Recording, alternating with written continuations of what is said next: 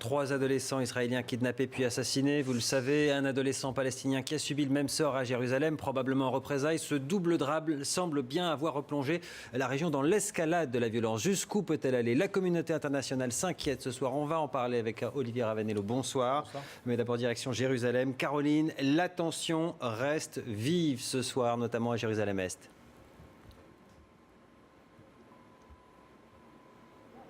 Oui, il y a eu quelques heures d'accalmie en début dans la matinée, mais une accalmie trompeuse et la tension est repartie de plus belle, avec d'abord des affrontements à Jérusalem-Est, notamment dans le quartier de Chouafat, le quartier d'où est originaire ce jeune Palestinien qui a été kidnappé puis tué, et puis les roquettes qui n'ont cessé de pleuvoir ce soir sur le sud d'Israël, Israël qui a répliqué par un nouveau bombardement dans l'après-midi sur la bande de Gaza, bombardement qui a fait quelques blessés.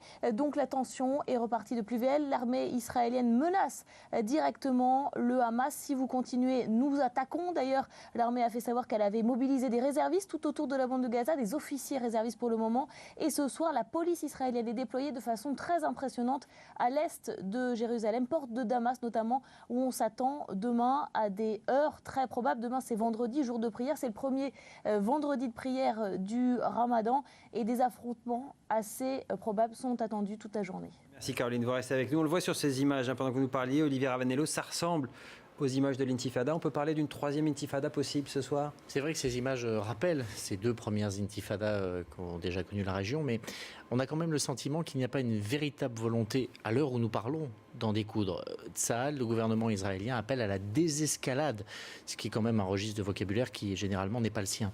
Benyamin Netanyahou est soumis à des critiques en ce moment en Israël, très nombreuses, sur la lenteur des recherches qui ont été entreprises, sur le fait qu'elle n'ait pas abouti, alors que l'endroit où ces jeunes adolescents ont été enlevés est un endroit connu, que les forces palestiniennes de Mahmoud Abbas aidaient l'armée israélienne. Ils n'ont pas pu être sauvés. Première vague de critiques. Et puis surtout, les critiques proviennent sur le fait que si le Hamas est bien responsable de cet enlèvement, on commence à dire mais ce sont ceux que vous avez libérés, ce sont les 1000 qui ont été remis en liberté pour obtenir la libération de Gilad Shalit.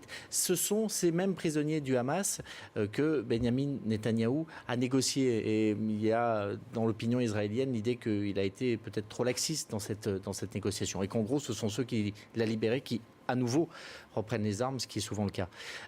Néanmoins, il sait qu'il doit agir, qu'il doit réagir. Le problème, c'est comment mener des opérations et des bombardements contre le Hamas, c'est s'exposer à des ripostes du Hamas. On le voit, il y a déjà des tirs de roquettes. Mais on sait que depuis 5 ans, le Hamas n'est plus seulement équipé de roquettes, qu'il est passé à un autre stade, qu'à la faveur notamment de l'arrivée au pouvoir en Égypte des frères musulmans, de ses amis, des investissements de Saoudiens, de Qatar. Il est aujourd'hui équipé, grâce aussi au Hezbollah libanais, de missiles, de véritables missiles de courte portée. Donc si on rentre dans cette logique de guerre, Israël risque de payer un prix beaucoup plus lourd. Mais si Netanyahou décide de taper très fort, comme il l'avait fait lors de l'opération Plomb durci, pour éradiquer à nouveau les cellules qui se sont recréées du Hamas, là, il s'expose à une véritable guerre régionale, mais une véritable guerre contre le Hamas. Donc il est dans un dilemme, il veut taper, riposter, ne pas laisser ce crime impuni, mais sans embraser toute la région. Et c'est en ce moment les plans qui sont étudiés à l'état-major. On va retourner sur place. Pour que la tension retombe, Caroline, il faudra que l'émotion retombe. Et pour l'heure, évidemment, on en est loin.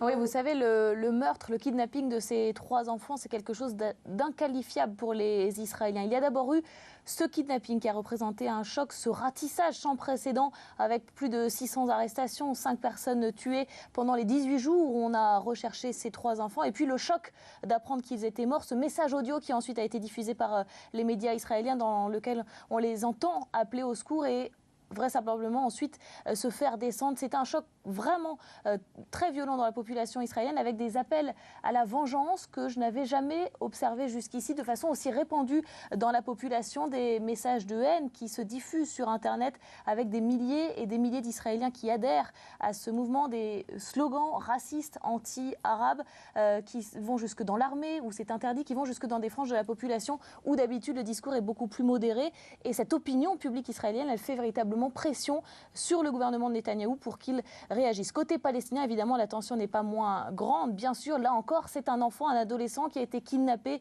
puis tué.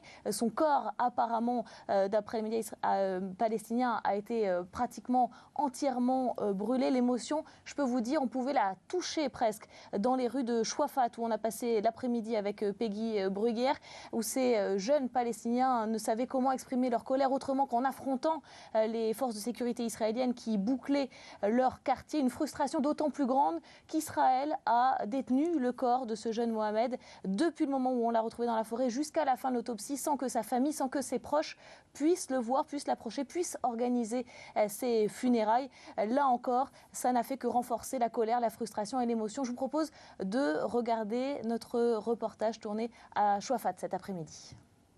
Un champ de ruines pour accueillir une procession funèbre. Après une nuit d'émeute, voilà ce qu'il reste de la rue principale de Chouafat, quartier de Jérusalem-Est. C'est dans ce théâtre de désolation que les habitants préparent les funérailles de leur héros, Mohamed, 17 ans, kidnappé puis assassiné, a priori dans un acte de vengeance.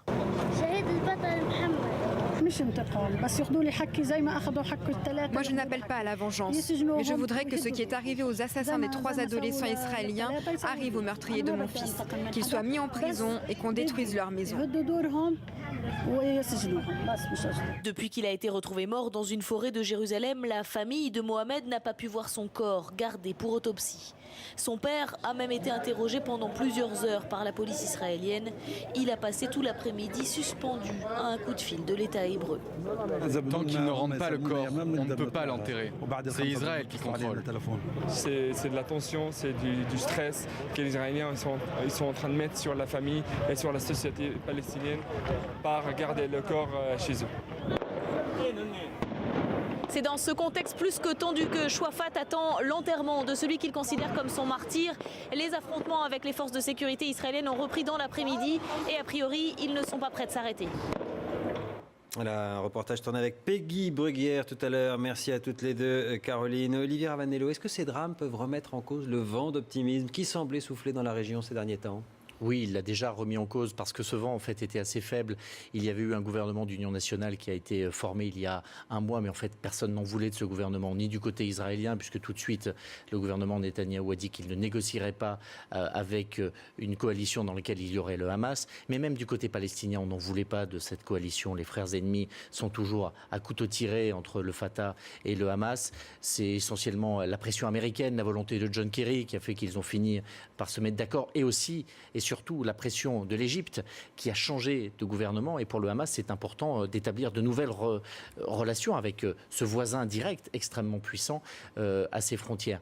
Au final, on a le sentiment que ce que veulent les responsables politiques, ça n'est ni la paix, ni la guerre, ni le dialogue. Cette espèce de statu quo qu'il y avait depuis quelques mois et qui semble convenir à tout le monde. Mais on le voit, dans cette région, il suffit d'une étincelle pour que les engrenages se remettent en route.